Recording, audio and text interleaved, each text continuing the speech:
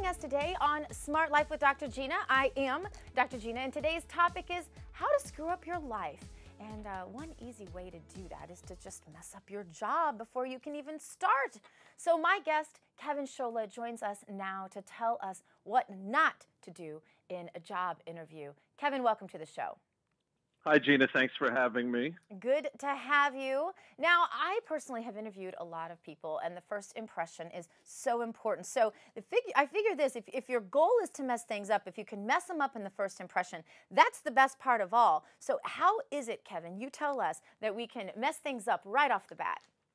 Well, I know why you had me here today, being that I have about 7 jobs myself, and for whatever reason, they keep hiring me, despite whatever it is I'm doing in the interview.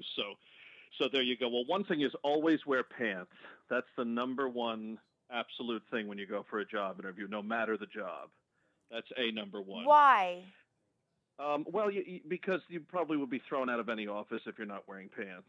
Okay. But you're talking about men in particular. I thought you were saying as opposed to skirts that I'm doing the girl thing. Got it. I just tuned in here. I love how you went with that, Gina. You actually see that in your wonderful mind. You said, "Oh, you mean instead of a skirt?" Yeah, I'm thinking I can't wear. I didn't know about this. Right. Okay. No, you don't go to the gutter right away like all of us, but that is appreciated. But no, seriously though, actually that is part of it. Appearance is big, and yeah. A lot of people I think lose that handle when they go in for their first interview. Maybe they think, especially today's day and age, where you walk down the street, how many people do you see are in their pajama pants? Oh, I know. So, what's up with that? So sloppy. It's ridiculous. And there is sort of a culture of slobbery, and I think too, I've heard people say, "Well, I'm going to go into this interview and I'm going to be who I am. I want the real me," and the real me is probably not going to get that job, are they? No, and especially any man over the age of 18 who's wearing pajama pants. I mean, I think it might be time for a sit down with a therapist.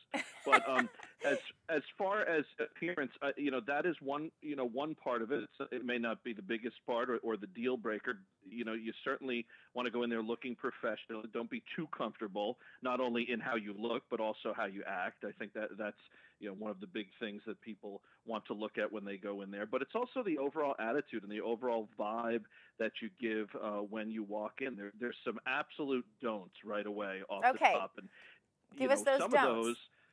Some of those people would think is something that you need to discuss right away. But a big one is about pay. That's something you don't want to talk about right off the bat. Of course, you have to get to that. That may be the deal breaker one way or another down the line. But if you walk in there right away and say, "Okay, what are you paying me on this?"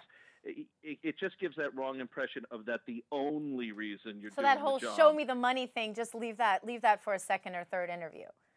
Exactly. Yeah. So if people want to hire someone who is passionate about the work, of course you want a nice paycheck to go with it, but they're looking for people, for the most part, a lot of companies are looking for people who want to do the job as well and aren't in it just for the money. Right. The other thing that I think people think is a positive when they go and talk to the new employer, but it really comes off in a bad way, is ripping your old boss or ripping your current job. That's so tacky, because I do this with when I'm deciding whether I want to have a friendship with someone. I think if they're bagging on everyone else they know, I'm thinking I'm just next on that list. And I think about that all the time, especially when I am interviewing prospective employees. If they're bagging on, or you know what, when I'm thinking about having someone on my show and they're saying, "Oh, I was on this show and this host this," and I think, well, I don't think I'm going to have you on my show then, because I don't think you have a very positive view of the people that you've worked with in the past. It says more about that person than it does the former employer, don't you think?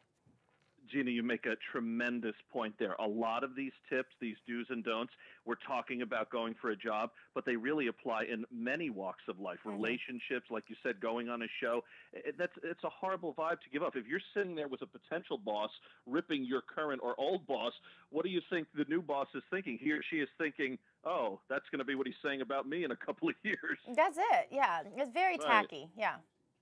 Yeah, so you don't want to do that. You don't want to talk about things like that. You also have to go in there maybe with a little bit of a game plan. You want to be conversational. You want to answer from the heart. You don't want to sound like you're reading a script. But by the same token, you should have some things ready. Like, for instance, if they ask you, "Do you have any weaknesses?" or "What's your biggest weakness?" Oh, yeah, this is a big one. And the answer is not, "I'm a workaholic," because any employer can see right through that.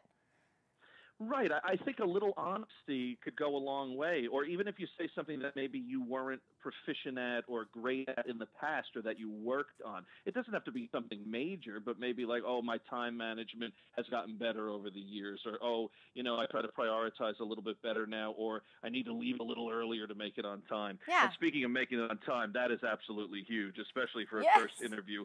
Be early, not too early, Yeah. but be a couple of minutes early and right on time. Do not be late. Yes, yes, that might or might not be my weakness, and I want to know which of my employers told you that.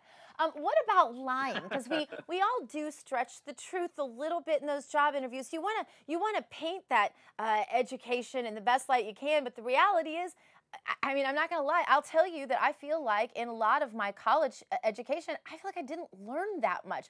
But I'm sure not going to sit down in an interview with a potential employer and say, I really don't think I learned that much in that master's degree. Do you know what I'm saying? So how honest Yes. do you be?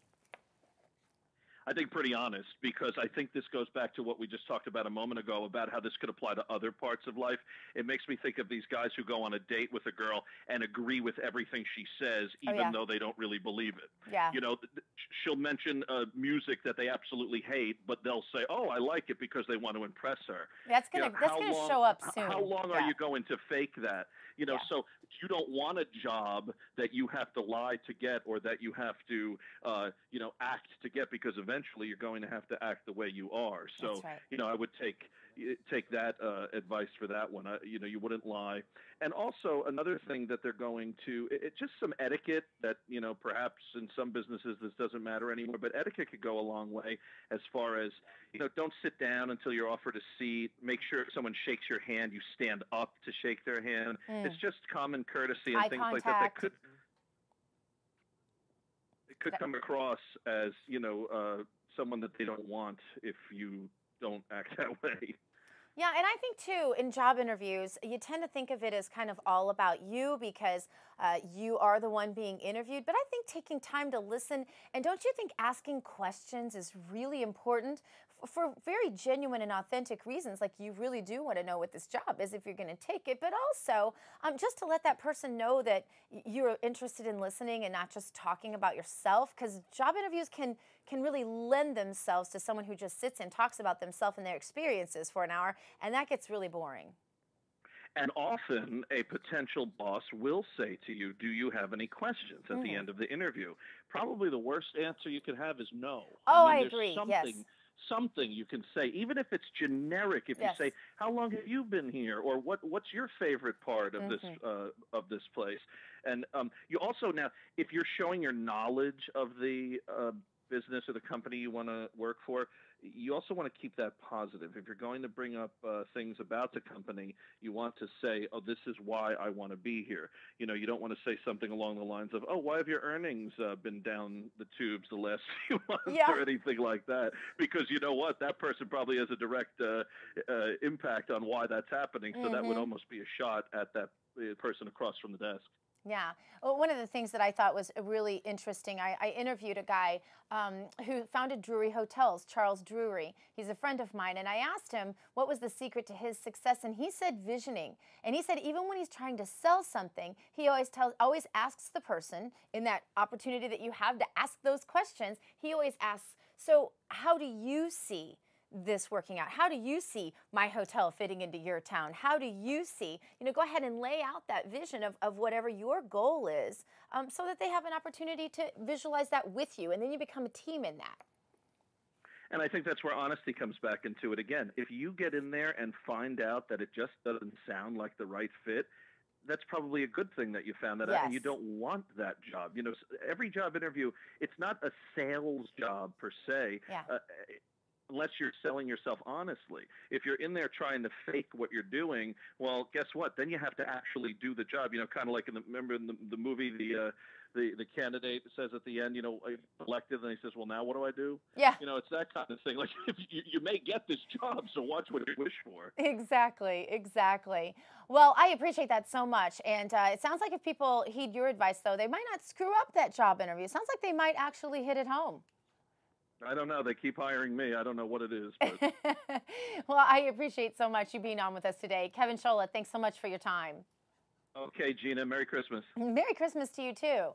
We are going to continue talking about the topic of how to screw up your life. I'm using a little reverse psychology with you. That's what I'm doing today. And I think about, if you think about the mistakes you could make, maybe we can avoid the mistakes in life, or at least avoid some of them, because that's how we learn best. That's what we talked about yesterday, learning from our mistakes. So today we're going to talk about what exactly those mistakes are as we continue with this edition of Smart Life, how to screw up your life. Even though that wouldn't really be a smart thing to do, that's a little bit of what we're going to talk about today. My next guest is a child and family counselor, and he's going to fill us in, just in case you were wondering, on how to screw up your kids. And don't worry, if you don't have kids, you can help screw up someone else's kids, because this is Smart Life with Dr. Gina. You stay tuned.